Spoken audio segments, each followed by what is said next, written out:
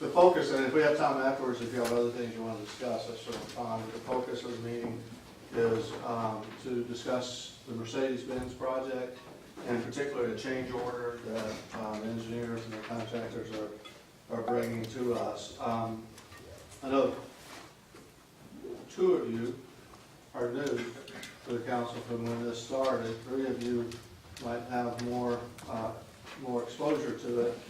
Most of this began, I think what we'll be looking at and talking about was originally presented to you all somewhere back in August, September.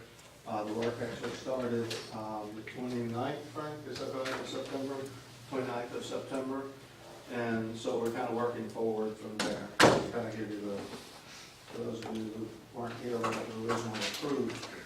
What we're talking about is primarily what we're going to be talking about is the road that the city committed to build, and some of the logistics of that, the challenges of that, particularly with the slope as we go up from the road and cutting the road through there. I wanted to give you all a chance to be updated and to hear, and I wanted to give these folks a chance to be able to present to you what they're finding and what they're seeing.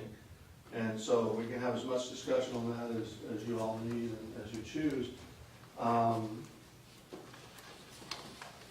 Bigger picture, when we're all done with Mercedes, I hope that we will have gained some experience to help us look at doing these projects in a different way than what this one has been on track for, that I think will help us. And I'll sum that up in a nutshell. I would love to see us get to the point to where we don't build roads. If we're going to contribute to that infrastructure, that you as a council will say, okay, we have $1 million, that we're going to contribute, or $2 million or $3 million, and this is it. Go build your road. To the developer, make it as nice as you want, as fancy as you want, whatever slope that you want, however much lighting you want. If you want decorative lighting, add decorative lighting.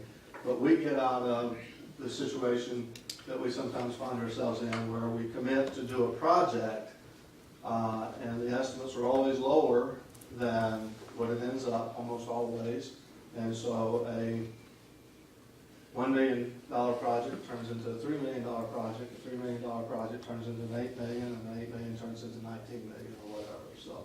So I want to challenge you to be thinking about that through the process. We can't do anything about where we are now except build the road. We've committed to build the road. But going forward on future developments, I think there's another look that we need to be taking place. So that's what I challenge you with. So let's have a prayer. John, you want to have a prayer? Okay. And then we'll just turn it over to them and let them make the presentation. Let's pray. Once again, Heavenly Father, we're so grateful and thankful that you have given us this opportunity, Father, to serve your people, Irondale. Father, as we go through this meeting, keep us mindful, Father, that whatever decision that we might make, Father, that it would benefit you, glorify your kingdom. We ask all in Jesus Christ that we pray. Amen. Amen.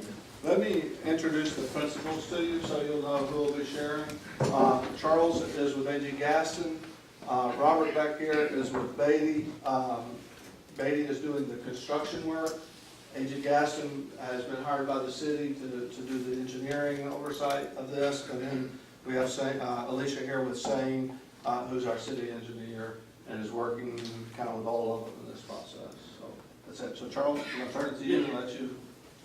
All right. Well, thank you. Good evening, everyone. Again, I'm Charles Lewis with A.G. Gaston, construction company who do the engineering for this road.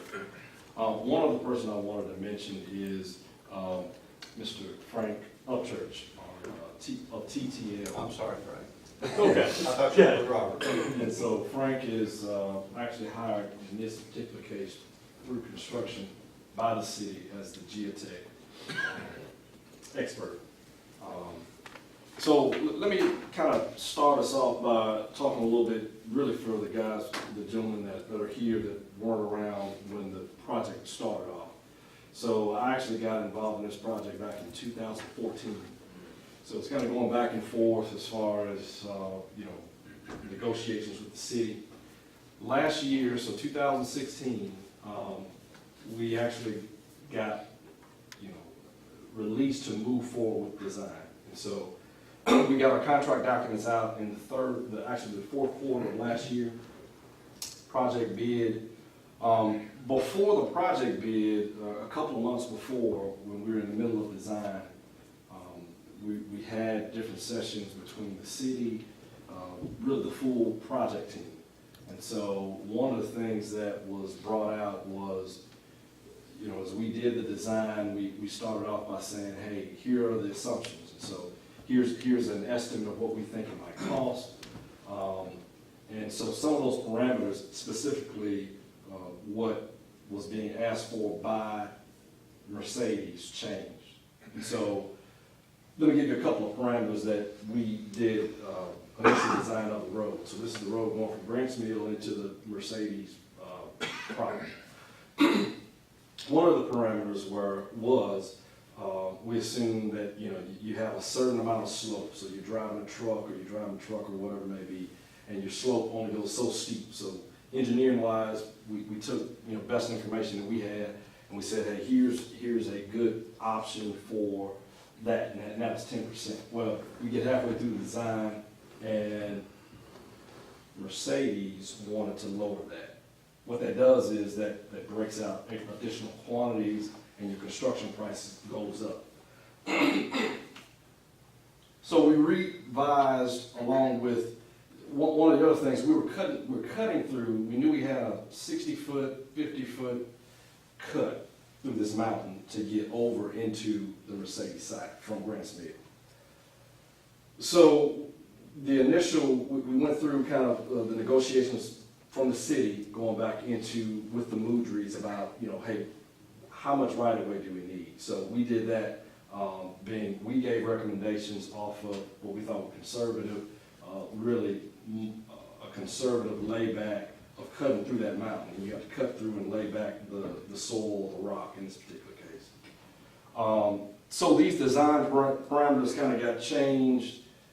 Some of the things that were agreed upon by the city to appease the Mercedes property owners changed some of the parameters, changed some of the construction potential costs. All that said, the fourth quarter of last year, we actually bid the job. We sent out the contract documents, sent them out. And CS Beatty was the low bidder by a good bid. And so the contract price, the price on the streets of that construction was even lower than what we, between the full project teams, Sane and everyone else involved, had estimated from the parameters that had been done during design. That was great. That's great for the project. In that contract price, of which CS Beatty bid was 2.983,466. Within that particular price, we put in our best guess at what a contingency, if for some reason some of the design parameters or some of the things that were seen in the field did not match what we had assumed and the best data that we had during design. And so we put in $100,000 worth of contingency in that price. So theoretically, if they didn't use the contingency, CS Beatty would be paid $100,000 less if we never had to use that contingency. During design, I'm a civil engineer, and so I designed the road parameters, the slope, the cut. I know enough to be dangerous on soil stuff, and so that's why you bring in a geotech designer to help you deal with. You take cores underground, and that's what we did. We took cores, and so we hired TTL to take these cores to decide, help us decide what can that slope, what should that slope be designed for? And so basically, what is this soil? Is it rock? Is it sand? Or whatever it may be. And so that goes into the design. We jumped into, and the core samples actually showed rock about roughly 5 to 10 foot from what the existing soil was. So once you got down about 5 or 10 foot, you were right in the rock. So you went all the way down to the 60-foot cuts that we knew we had to make. Long story short,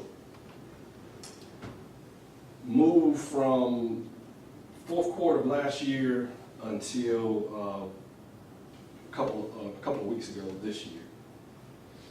CSBA started to do the blasting, or to start the excavation. As they started excavating, the first sets of excavation, once they got into the rock, showed that the rock ultimately would not stand up to the slopes that we designed for. Or we said, hey, CSBA, you go out and you make the slopes this way.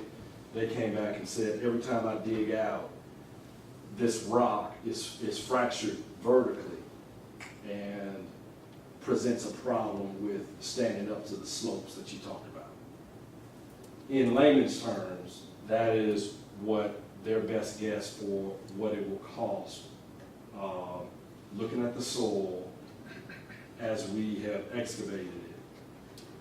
That 400 and something thousand kind of rough estimate of what CSBA has given is their best guess as to, ultimately, we're gonna have to lay that soil back, or that rock back, to make sure that when everything's said and done, the road, people are driving down the road, you won't have a stability problem or rocks eroding back down the slope.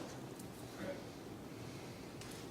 I'll make two more points and then I'll open it up for questions. One is the point that I made before. So there have been a couple of, during construction, there have been a couple of, well, there's been one credit.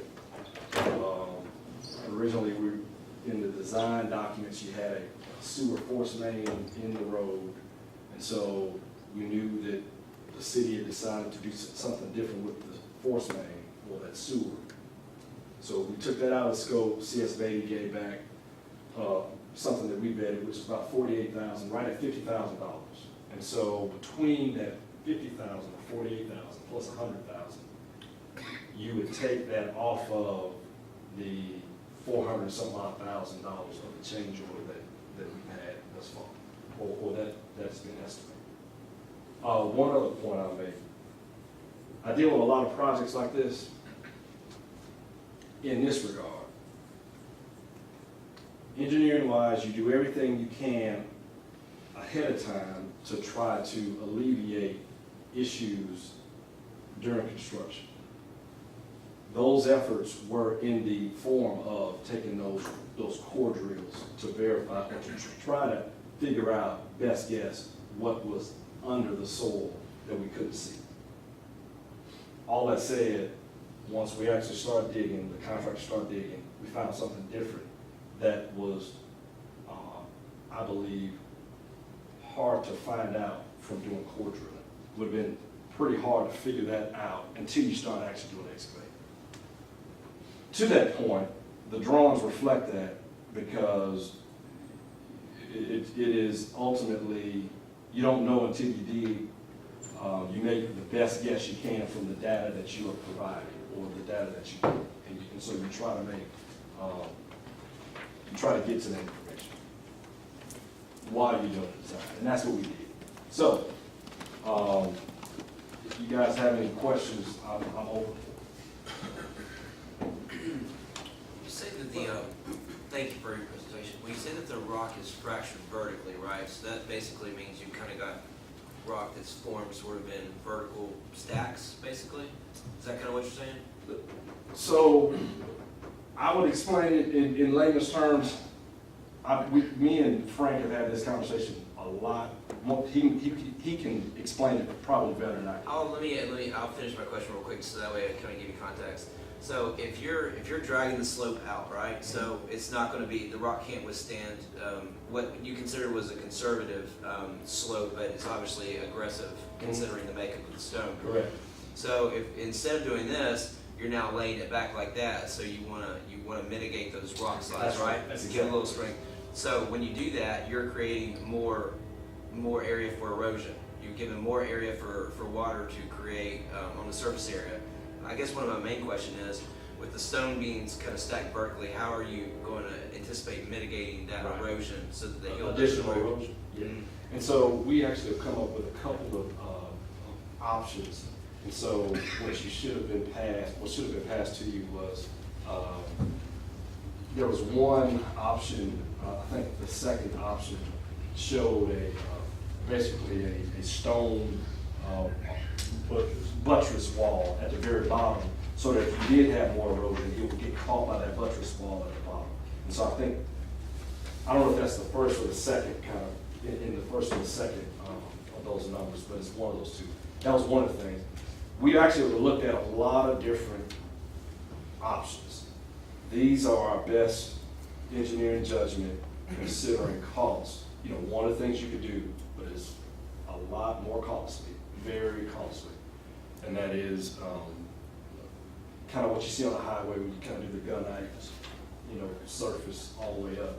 And it's not as visually appealing, but And it's a whole lot more expensive. a whole lot. So let me interject, since you're looking at this.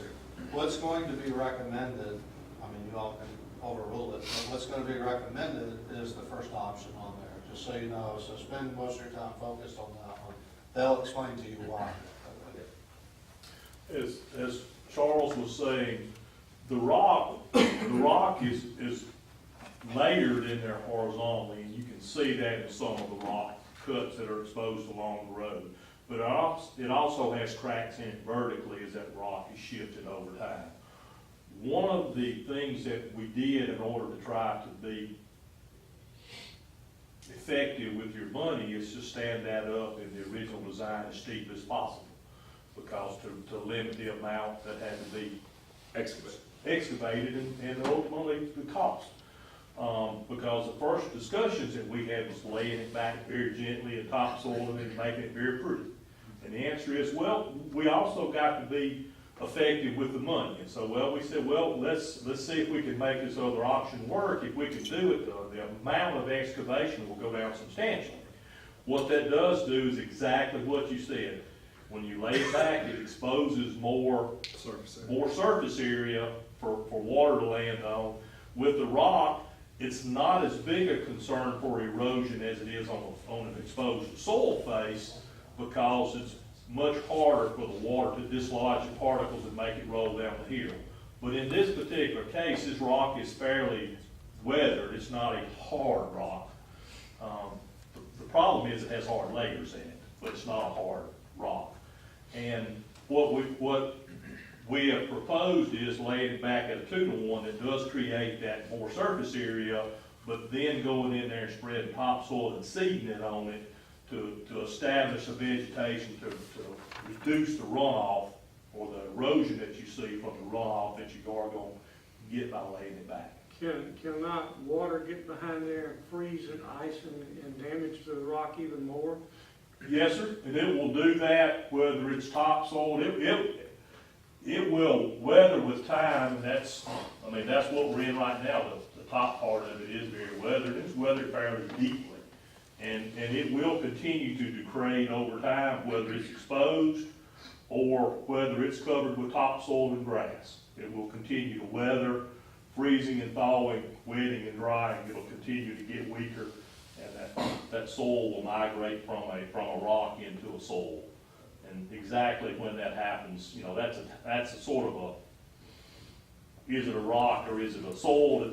A lot of this material here is effectively in between. It's weathered to the point it doesn't classify as a hard rock, but it's too hard to treat it like a soil. You can't excavate it it can't be excavated by just taking a track hoe and digging it.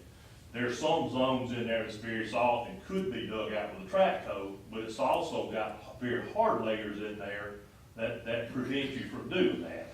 And that's part of the difficulty that we're seeing with this when we blast that rock.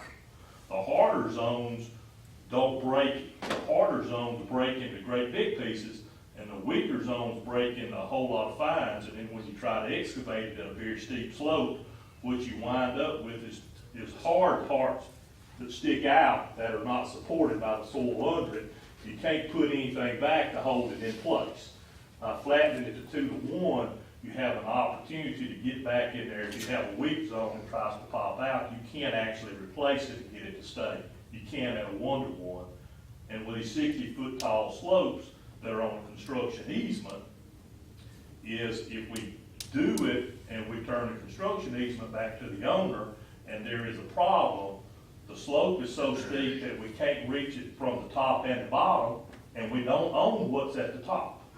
So we're restricted in terms of access in the future because of the construction easement, and we're also restricted by the contractor's ability to repair it from the top or the bottom at a 1-to-1 slope. At a 2-to-1 slope, we can build you something that has a substantially reduced opportunity to have to go back in there in the future and repair it. You talked about slope. You said Mercedes wanted it at a lower amount than the 10%. So what was it reduced to? And just based on the reduction, was there another geotech or some kind of report redone after the slope was not as steep as you said it was? Yeah, so I said slope, I really should say grade. So Okay. as you're Grade, driving, the yeah. grade that you're dealing with as you driving up a hill or down a hill. And that's what I was talking about, that some parameters came down in the middle of the design from Mercedes, where they basically want us to lower the grade. And that's the steepness of the roadway that you're driving it on it. And what we're talking about flattening at this point is the slopes that's exposed on the sides of the roads, not the roadway surface itself. So the grade that I was talking about as you're driving in and, through your road is the grade that you're dealing with. Well, that lower grade effectively, less steep grade, effectively made it where you have more excavation, which turns it into more cost. You gotta dig out more soil or rock in this particular case. And so, I think your question was. So you say you found more rock once you start digging, Yeah. that you wasn't aware of, and I'm trying to get to, based on the report, was there another one done? So you could tell just about where that rock was once you start digging, because the grade was lowered. So, Yeah, so, Well, he's saying it required excavating more rock because the roadway surface was going to be here sitting on rock, and now it's sitting here on rock. So this extra rock was required to be taken out for that. we already had enough information to know it was gonna be rock. From what our original kind of conceptual design was at the 10% grade, we knew that if you went down another 20 foot or 15 foot, you were still gonna be excavating rock. So that's what the TTL's borings showed already. We knew that. This change order doesn't have much to do.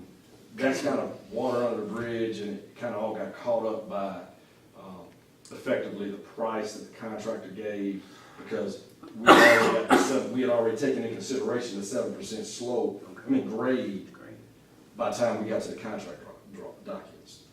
What we're talking about is the slope on either side of the road now, and that's kind of two different issues.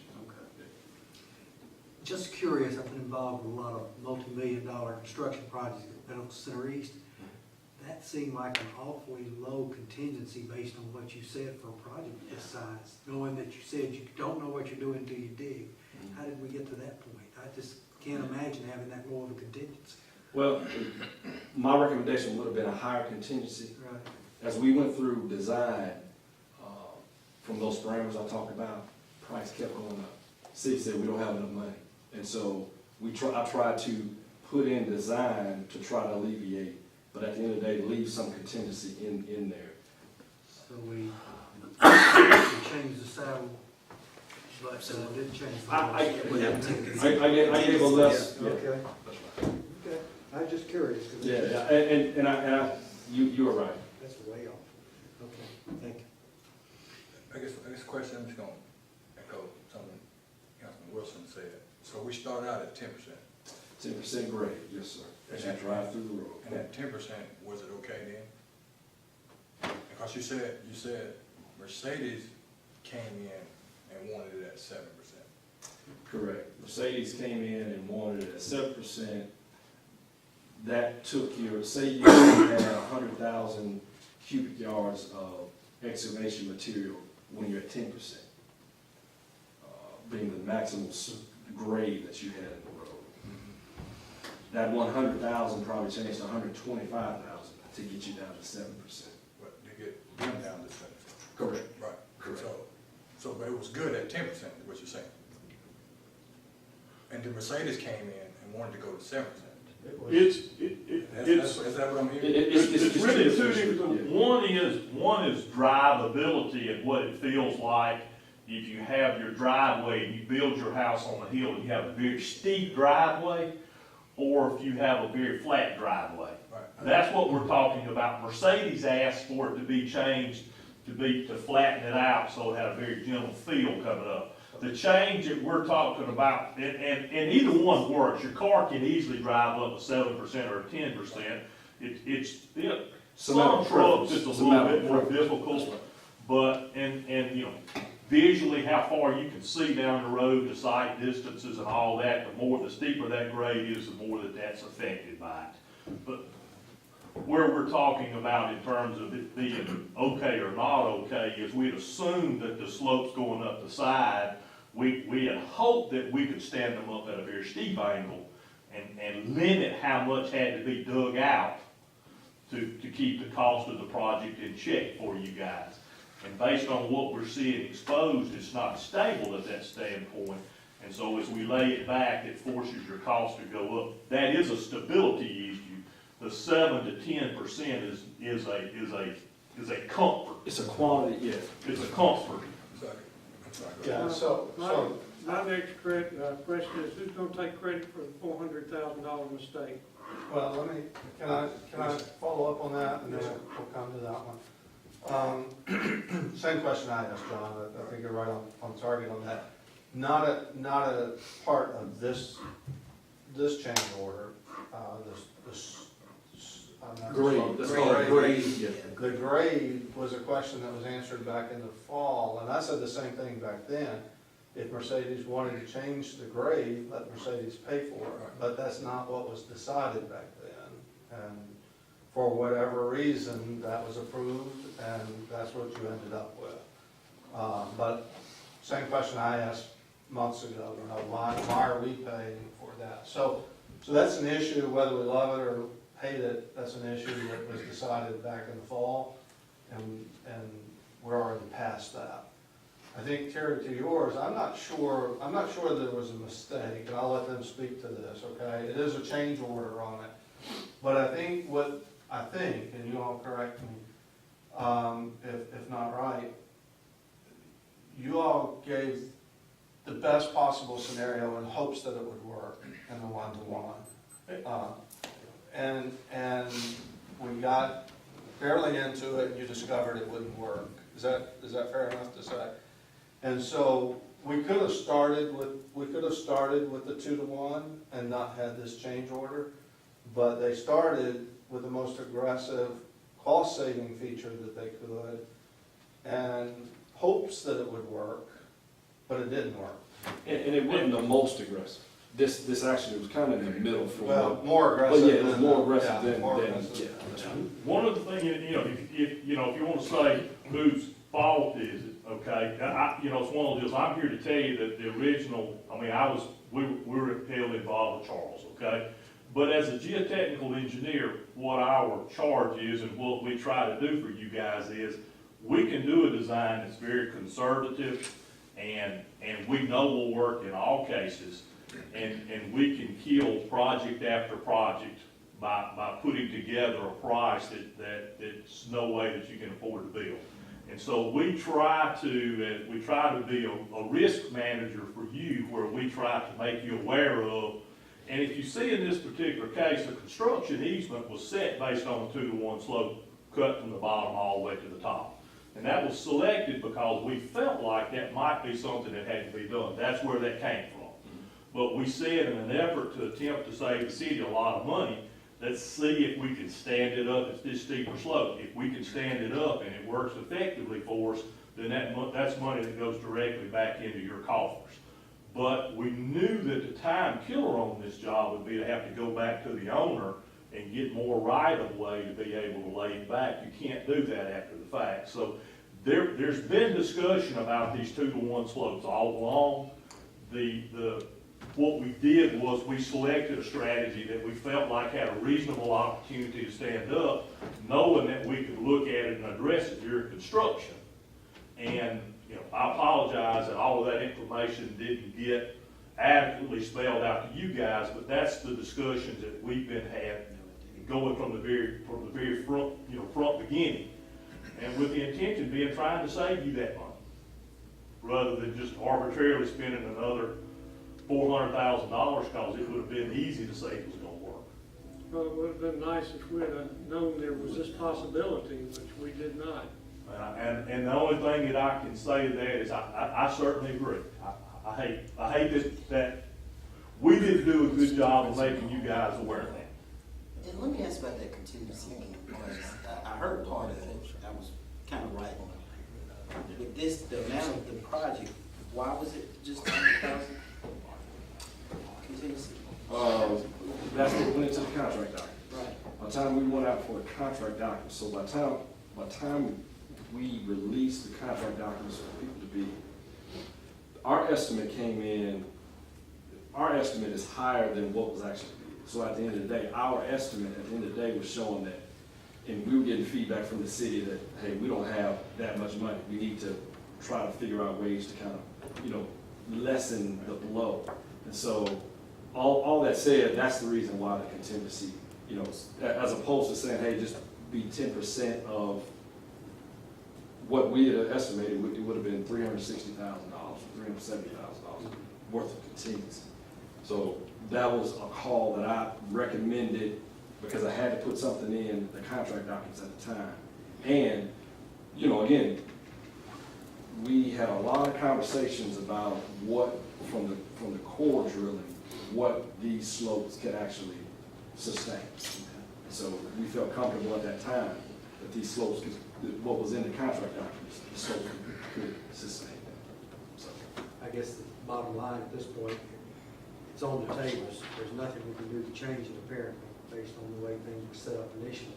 We've got to figure a way to move forward. So I guess the thing is, how do we identify funding? Well, let me speak to that a little bit. And let me ask first, Alicia or Robert, do you have anything to add to this? Alicia, anything? Everything good? Alicia's representing us as city. Robert, anything? My question, as our city engineer, was you guys involved with this project? Yes, you are. And I guess that's the issue that we have as our city engineer. We never got any information from you guys saying that there's a possibility that this cost is coming down the pipe. This is the first we heard of. Yeah, it is. First tonight is the first we heard of. That this is coming down. That was coming down the pipe. So let me speak to that Yes, cost, sir. okay? I think might help you, okay, Eric, just a little bit. So, Frank, you can help me with the numbers there. So the estimated amount that we're gonna spend is 2.9, whatever we just said a while ago, 2.98. 2.98. Okay, so almost, let's just say $3 million. Okay, so $3 million. The price that Beatty came in was somewhere south of that, lower than that. So we're pretty close to being on track with that number now, if we don't have other cost overruns. Is that right, Frank? How much did Beatty come in at? Beatty came in at 2.983, 2,982,466. Oh, that's what the bid was, yeah. 2.983466. And their budget was $3 million. Okay. it was right. Yeah, pretty 3.7. solid. That's what we I were thought it was estimating. 3.1. Okay. Yeah, that's just sticking out to me. So the overall budget for this project was 3.6. Contract is at 3. So we're still within that. What I wanted, because you're sitting here saying, why didn't we know about this back then? That's why they're here tonight, okay? I mean, I can't do anything about what happened in August or September, or October, or whatever. But that's why we're here tonight, because I wanted to get you up to speed so that you know where we are now. And we're not in that terrible of a shape right now, as long as we don't run into other problems, and we don't have to spend contingencies 4 times rather than just hoping 1 time. So it's not, you know, the sky's not falling, but you need to be informed of where we are. You need to be informed, this is a cost that we were hoping not to have to pay, but we need to do it. We've got to do it, as you said. So we're still okay, and it's not going out and hunting for the money right yet. Now, if we have, you know, if we're back in here in 2 months and we have another unforeseen thing and it's $1 million, then yeah, we're gonna be there. So I will tell you, I'm really appreciative of Robert and CS Beatty and their work on there, because they've looked at every step of the way.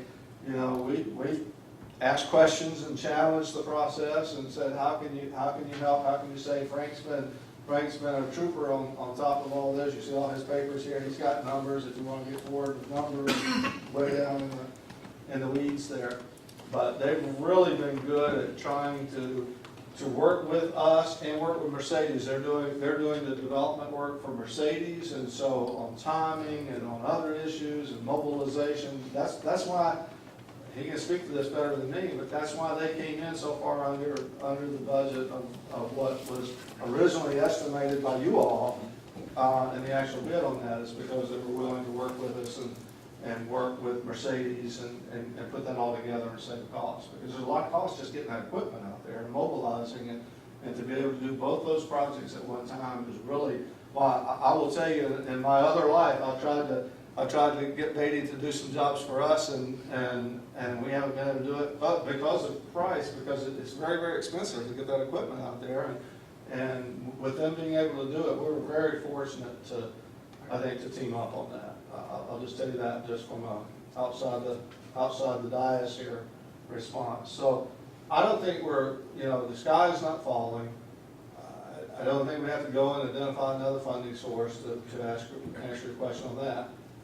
Let's just hope that everything goes forward and do the best that we can do so that we don't have to come back here and discuss another $500,000 $1 million change order. So maybe that helps just a little bit in the money issue. We're still within budget.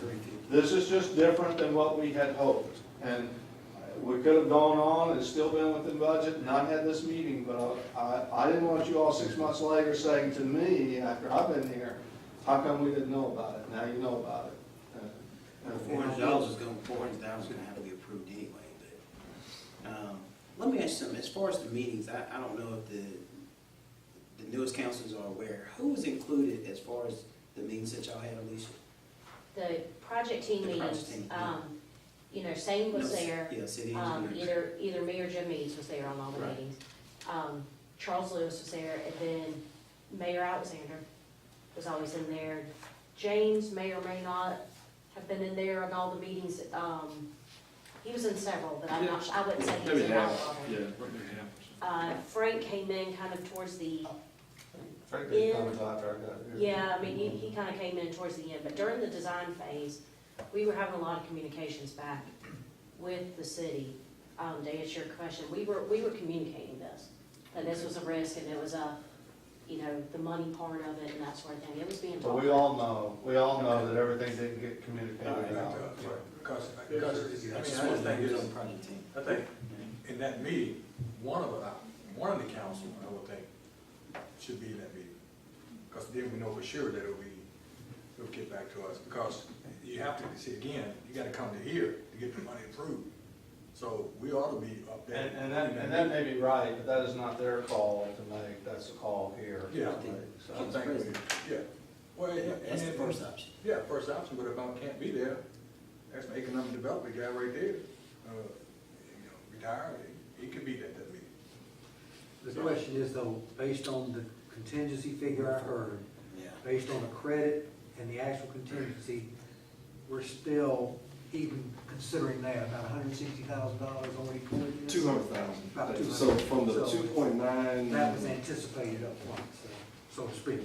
Is there any other possibility for something else like this to happen? Absolutely. I mean, can you foresee anything else that might happen with the cost? So Mr. Rosenberg asked me the same thing. So if you see the email, I start off saying, I think we're out of the water, but then I come back and kind of get my senses and say, but I can't tell you exactly what's going to happen in the future.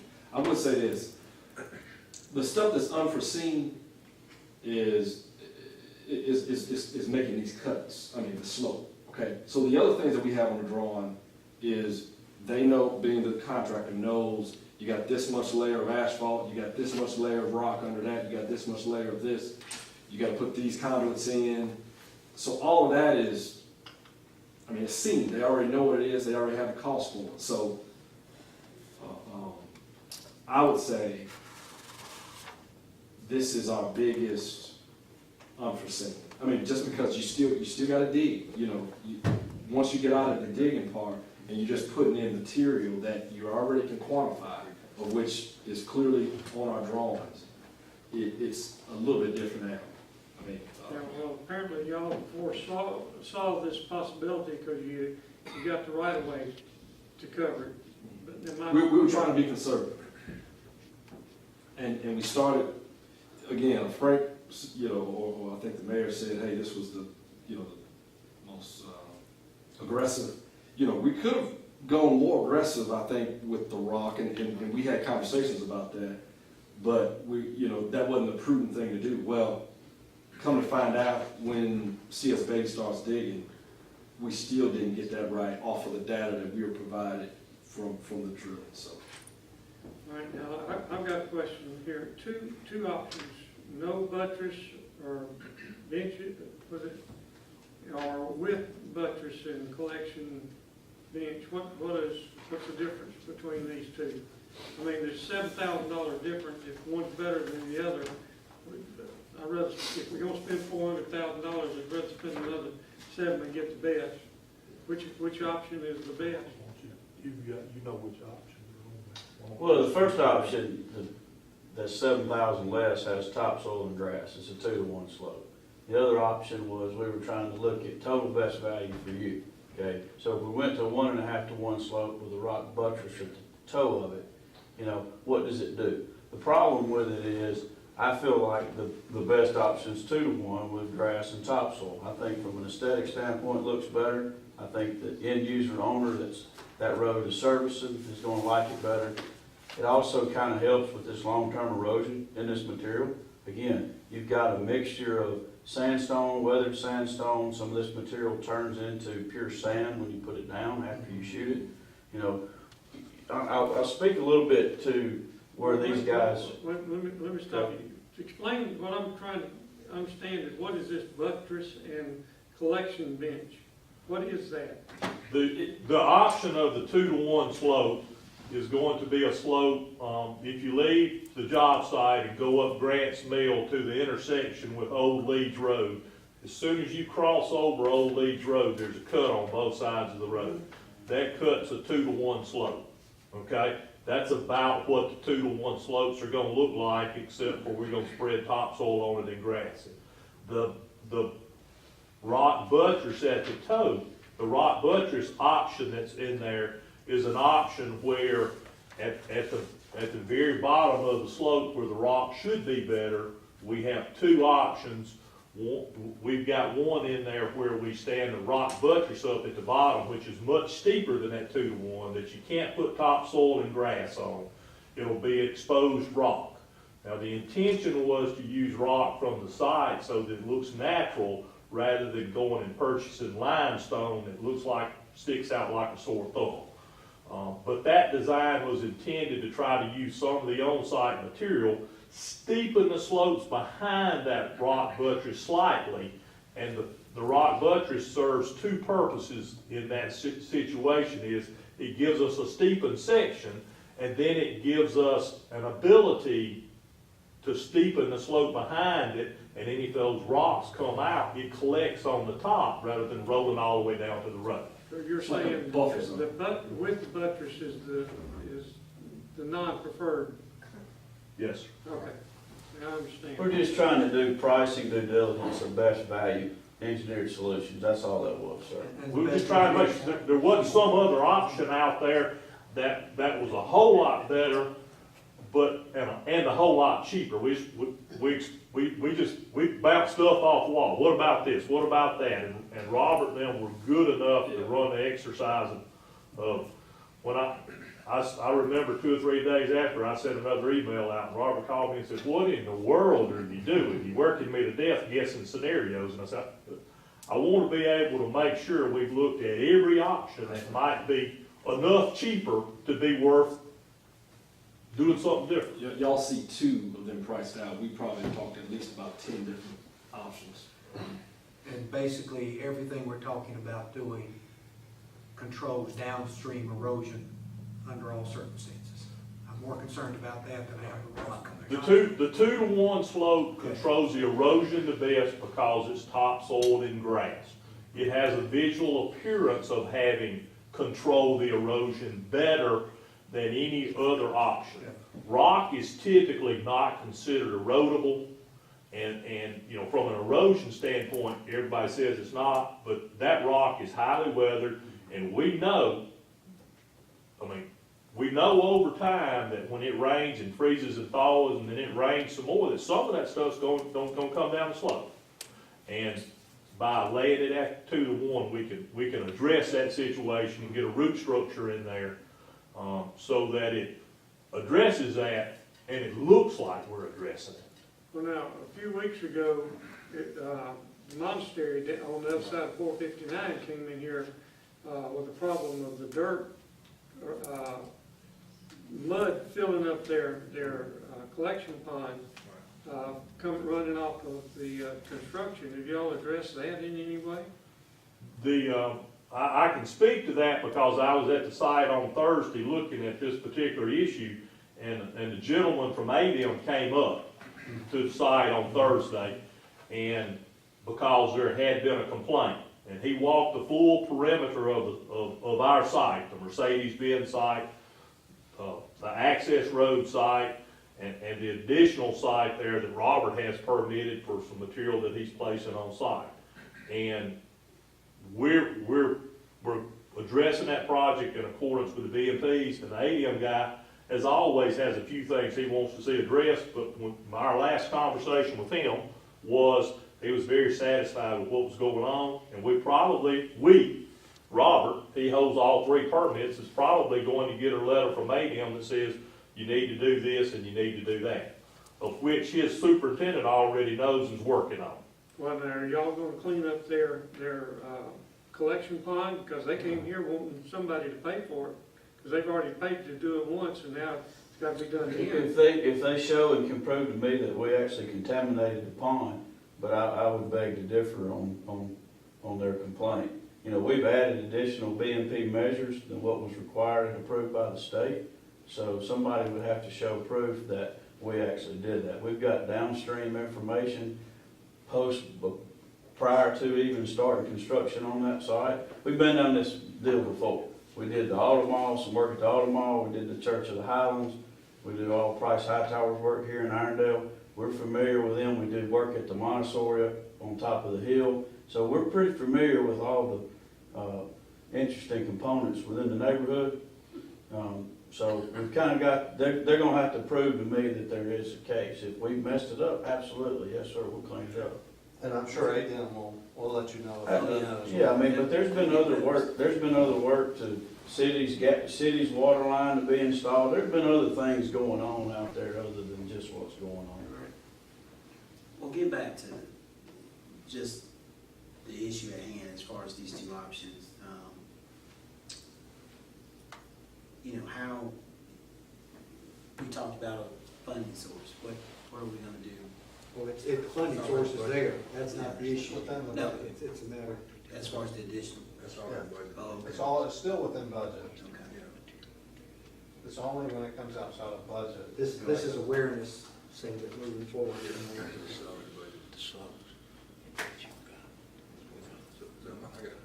Since Mercedes changed the slope, would they be willing to split the cost of it? Change the grade. Change the grade slope? I have to ask that question, I guess, huh? I would assume based on that, I wasn't here when that negotiation took place, but I believe the farm was already sold before we got to this point. Good day. So that was done in the previous meeting. I will,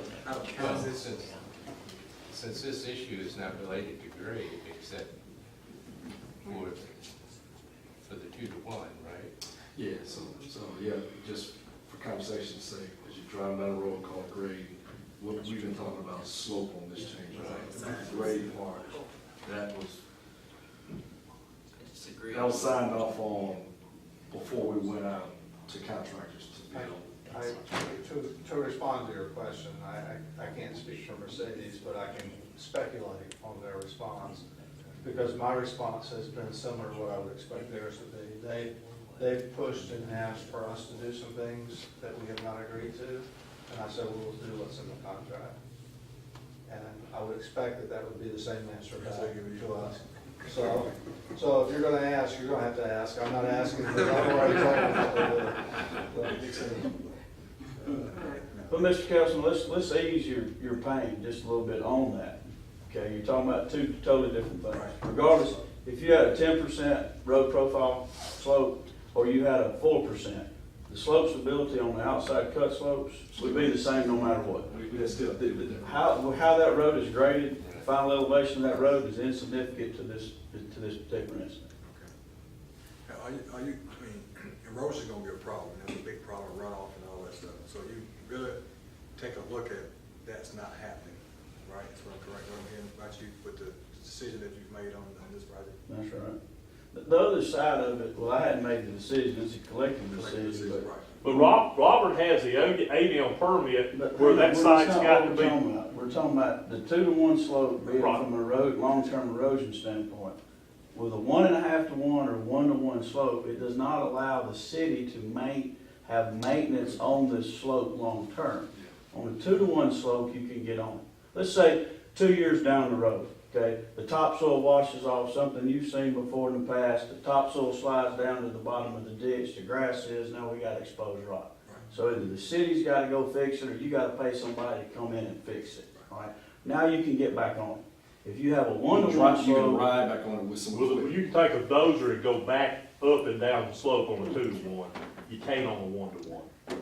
It won't walk up. And those were conversations, when we went to the 1-to-1 slope during design, those were conversations we talked about explicitly. And the maintenance on this slope is basically mowing. And No. maintenance on a 2-to-1 slope is going to be minimal. Okay. It takes, I mean, I grew up on a farm driving a tractor my whole life, and it takes somebody with a heap more courage than I do To go up. to mow a 2-to-1 slope. And there's folks that do it on the state right of way all the time. They are brave individuals. But you're using the so-called highway mix. to you'll, seed you'll, some. you'll put a love grass on the slopes and they will not be maintained. Thank you.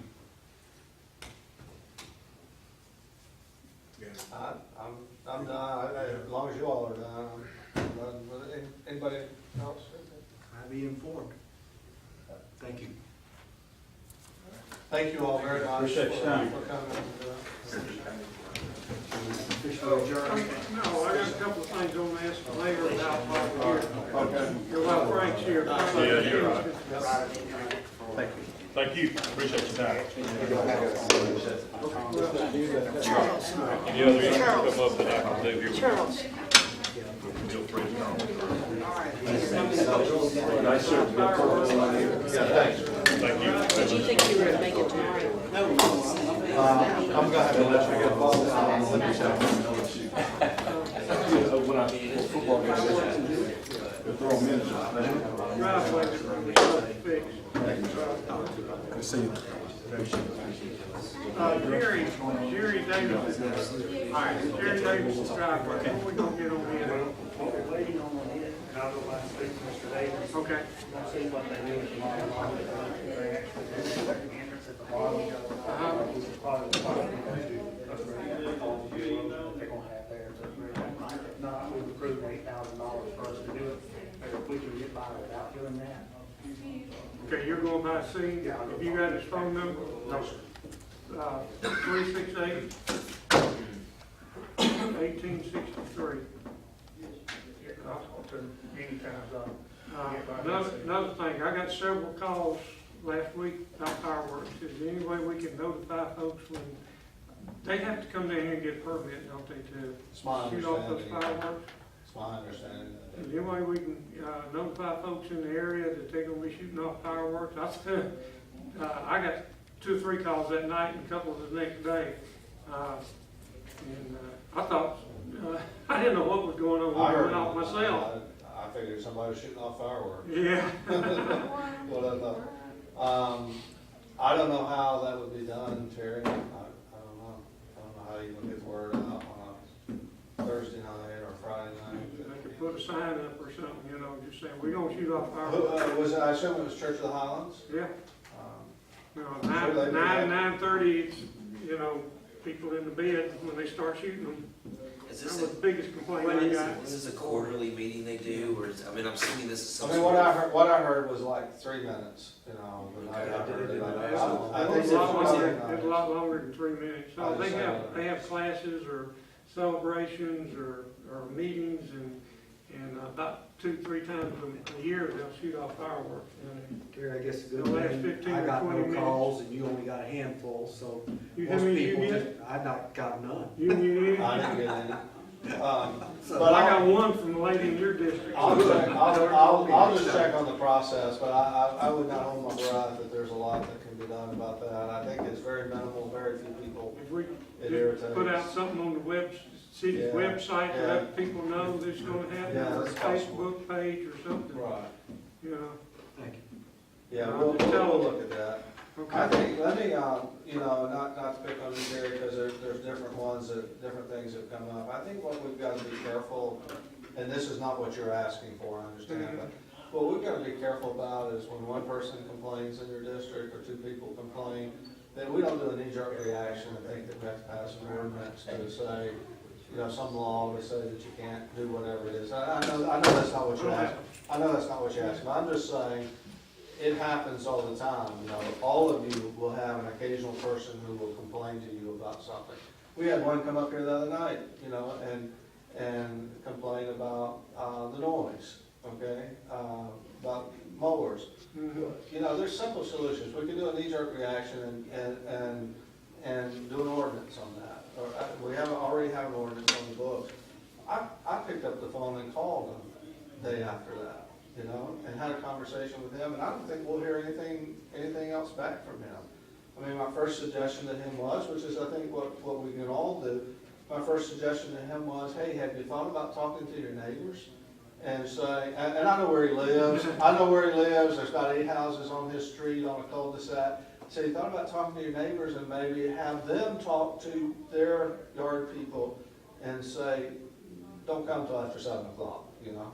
I mean, if I'm hiring somebody regularly to do my yard, and I tell them you can do my yard and I'm gonna pay you, but if you come before 7, I'm not gonna pay you, I don't want you there, then they're gonna come after 7, you know?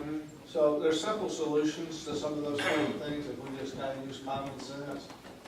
And my other suggestion to them was, even if you see some that are doing that beforehand, I say, get the name of the company, call me, we'll see if they got a business license, you know, odds are maybe they don't even have a business license and we'll deal with it that way.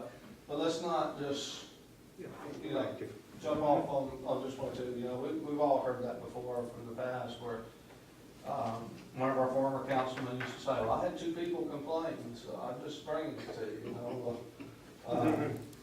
That's not always something that we need to address, but I'll check on that. I think it's a good suggestion if we can put something on the website. you Yeah, know. just notify folks that it's gonna happen, because I didn't even know about it. I didn't either. Just for the information, the site is up and running for our new development at the Old Swim and Tennis, the website. Oh, good. I'll try to get a link posted on my District 3 page, so you can at least access that, see what's going on. And, It looks good too. it's coming along. I think the weather hasn't helped them a lot in the past few days, but they're coming along slowly but surely. And they're not making a big mess. What is the status? They cleared everything out? They're doing road construction at this point, and they're putting in their infrastructure.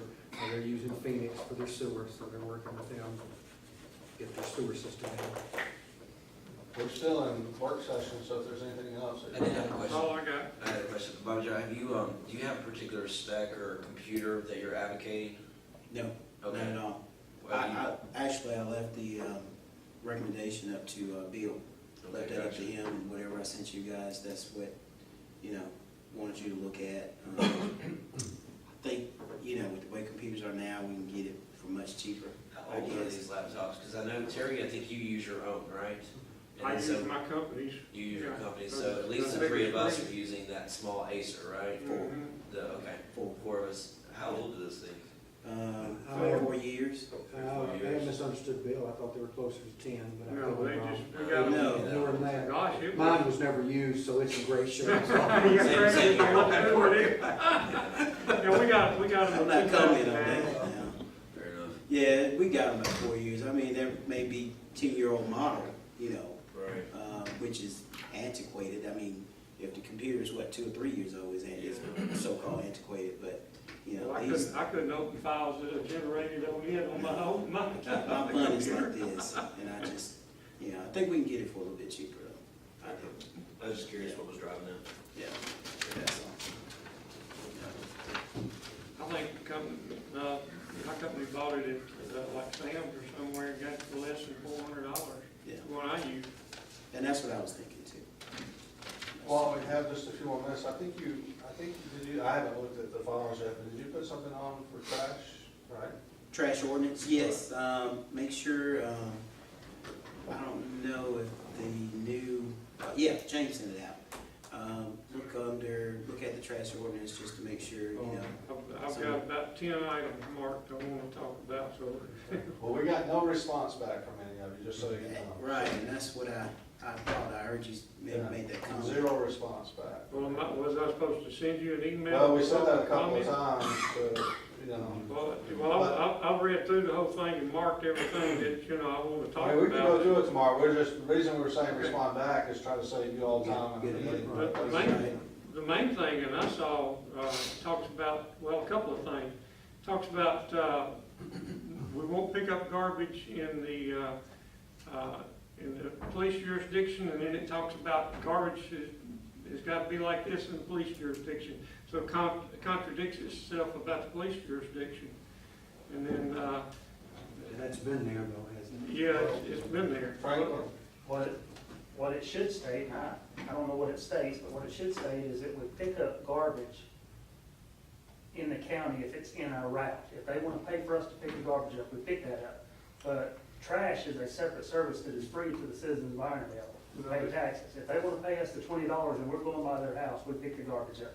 But we will not pick up trash from Okay, the well, I don't recall exactly what it says, but it mentions the police jurisdiction a couple of Yeah. times, and in one place it says So- we will, and another place it Right, won't. so when you're reading it, try to remember to make a distinction between trash and garbage.